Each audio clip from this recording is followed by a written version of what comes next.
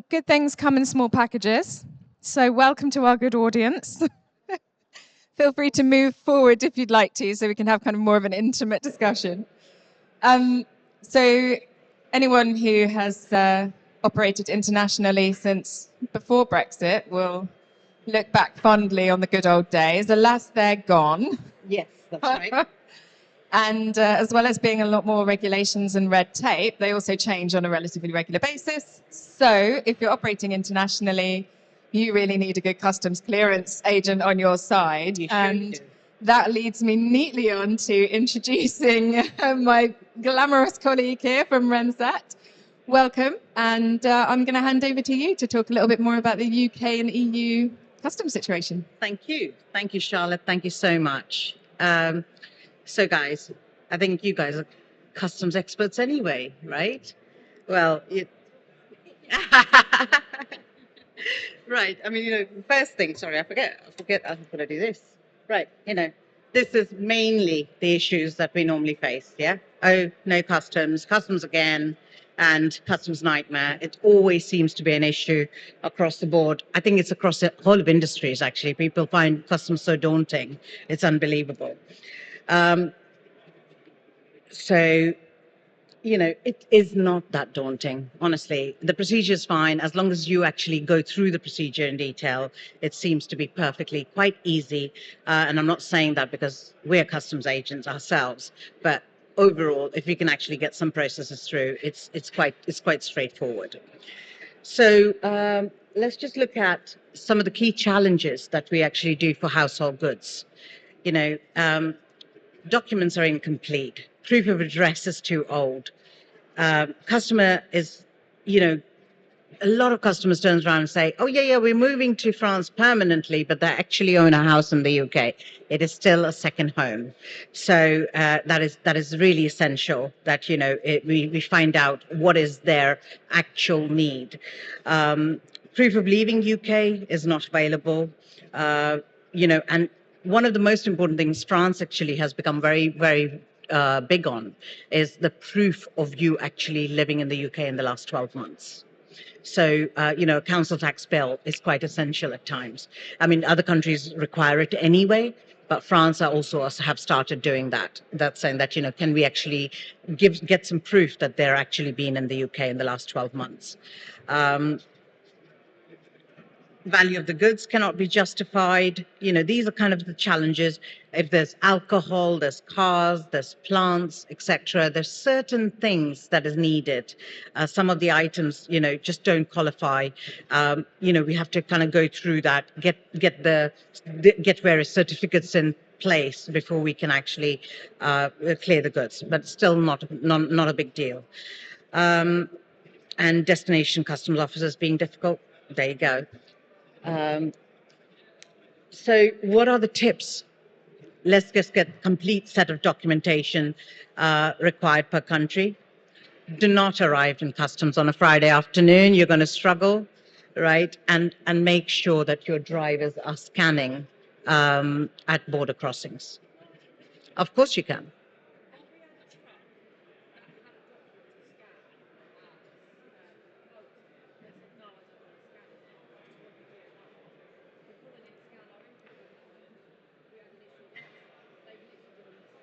Okay, basically, yeah. So the question is that at Folkestone, drivers actually, gave the document and it wasn't actually scanned.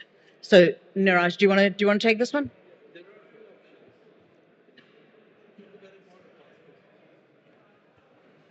If you have done a border pass, you don't need to scan documents for Folkestone. And it depends. Some companies do border pass. Others just go to the pit stop. That's where they scan documents. Other thing is, if they are traveling as a passenger on a non-commercial ticket, they have no option to scan documents. You need to go to either go have a VP, you need to go to the pit shop to scan the documents, or the best option is do your border pass or Eurotunnel. Everything is done electronically, then you don't have to worry what driver is doing. And if there is an orange light after that, you still have to deal with that. That happens all the time. But and then they can just come through, if they, yeah.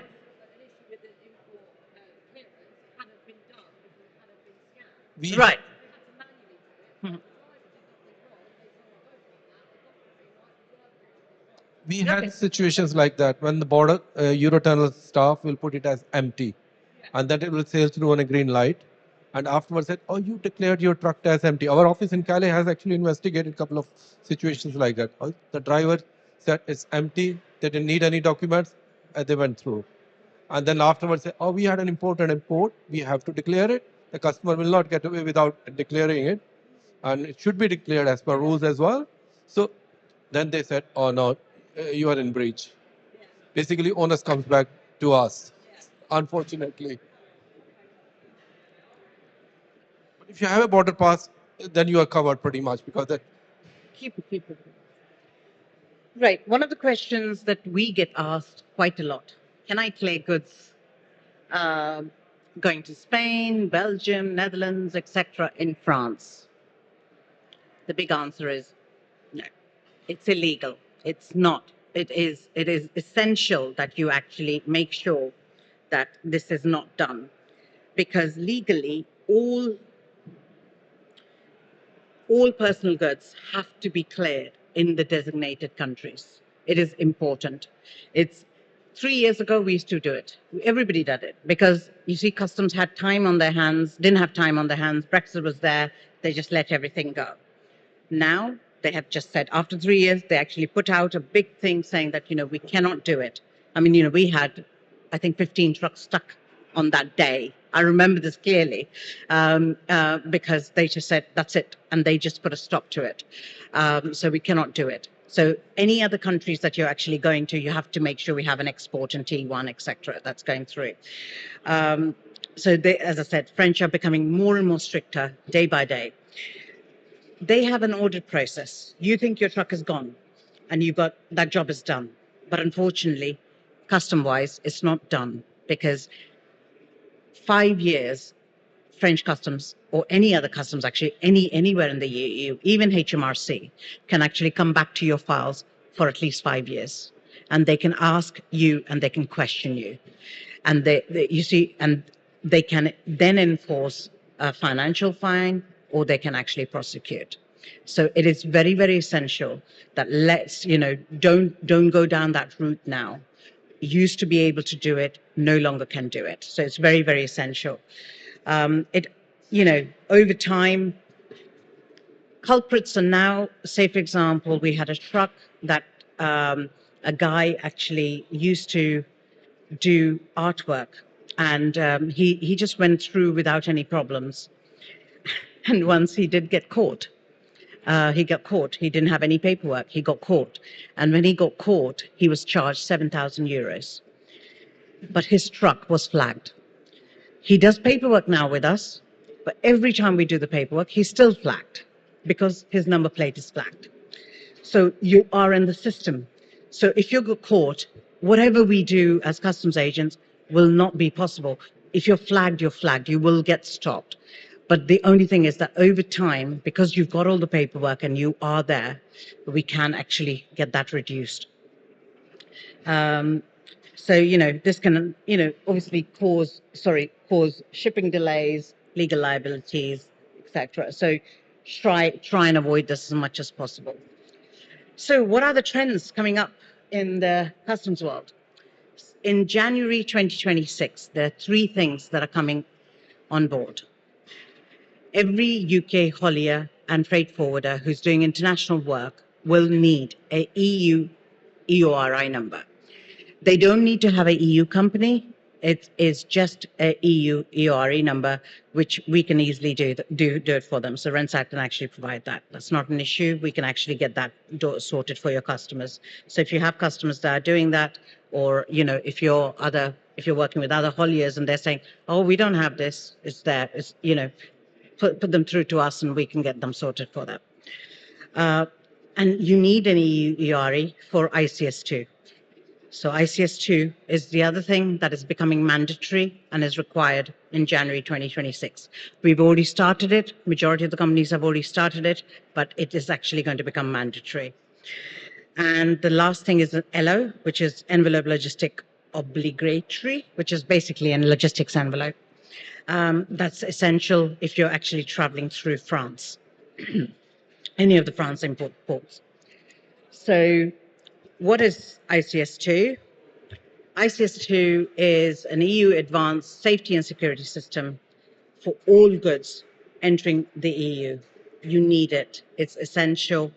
It's basically what EU is trying to do is now able to identify who's coming into the EU or not, and and also what sort of goods there's. So hence your MRN number for the export is there, and so hence they can actually see all of that information as well of what you're carrying.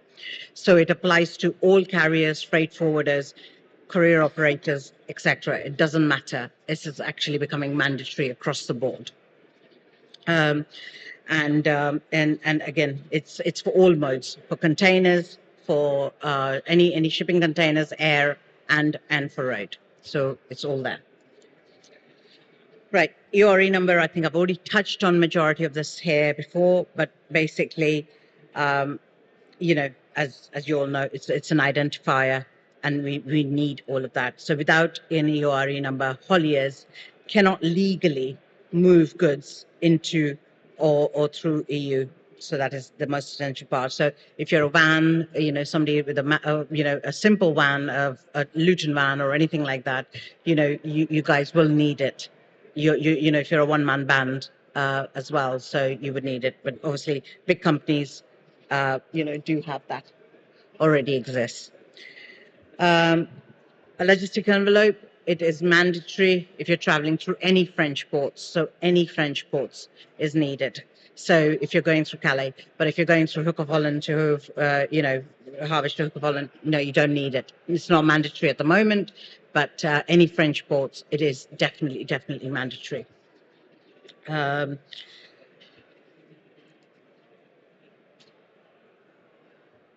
so in a nutshell, what is needed? Simple, straightforward. What is it that's needed? So if you're going to France, NL, B or Ireland, Belgium or Ireland, straight in export, GBMS, ICS2, ELO or PBN if you're actually going through Ireland, and obviously your import clearance.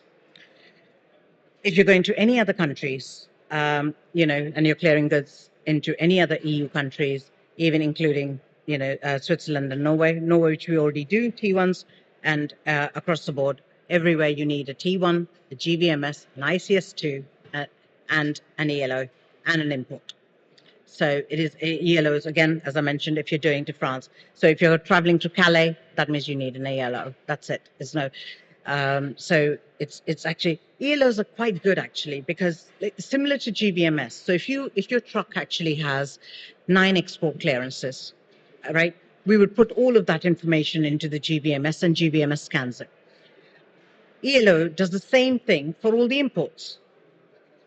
So you don't have to scan it 9 times. So everything is just done in that one barcode. So it's from EUK, you have the GBMS, and from the French side, you'll have an ELO. So it it's much easier.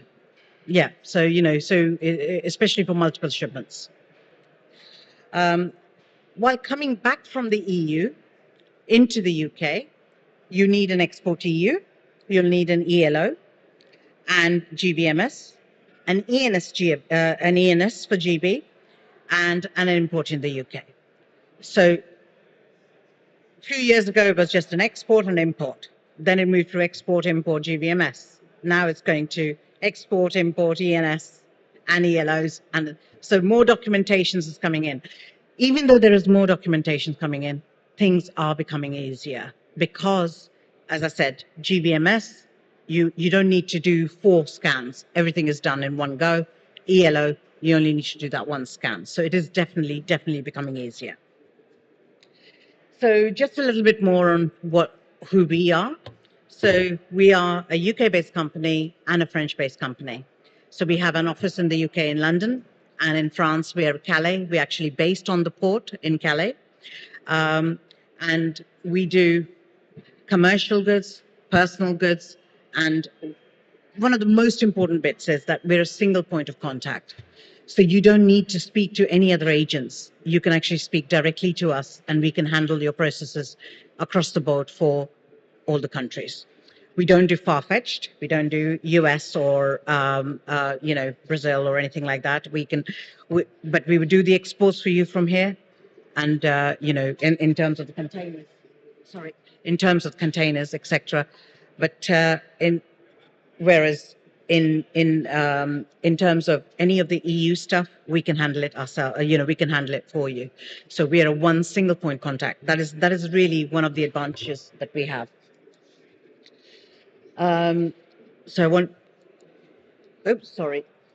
So as I've kind of clearly mentioned, bits of it there. That I've touched on all of these. We have the full service. We can do pretty much everything: export, import, EU transits, ICS2, ENS, GBMS, ELOs, CARNEs, EORI numbers for any of your companies. We can get that going. We also do sea imports and RoRo as well. Our advantage of us being in France, we can again do everything in-house. We can be very competitive in price, especially when you're coming from EU side. You don't need to go into Spain and do your export. You don't need to go into Germany and do your export.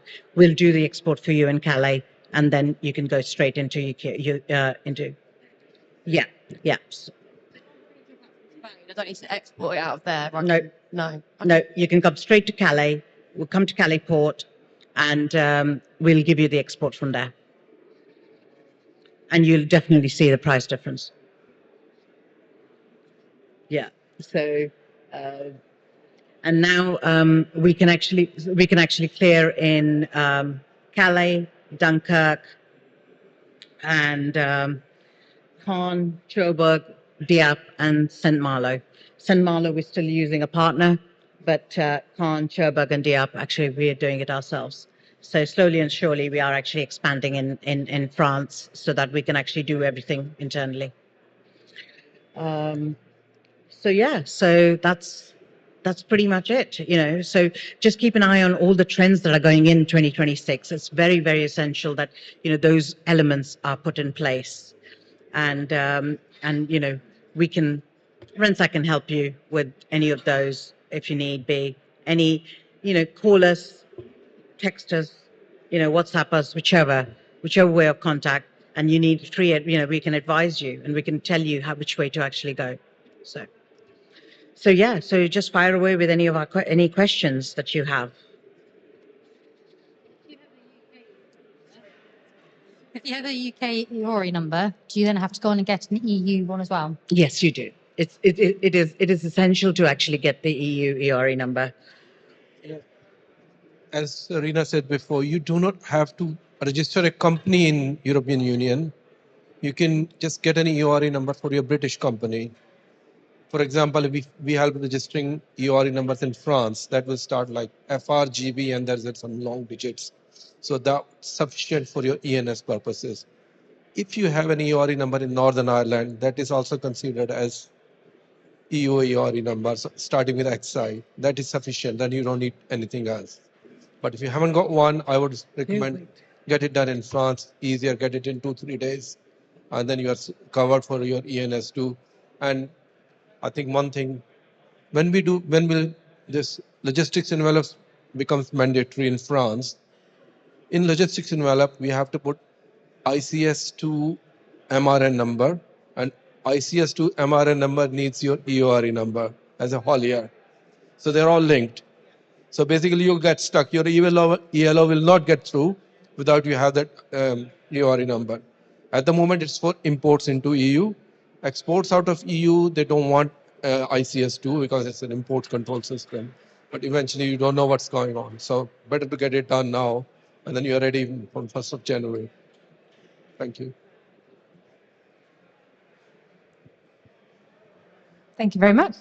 Thank you. Thank you And so much. normally I'd dive in, Reena, and ask some questions, but this is way too technical for my level of expertise. So I will simply thank you very much for your brilliant presentation. No, thank you. Thank you so much.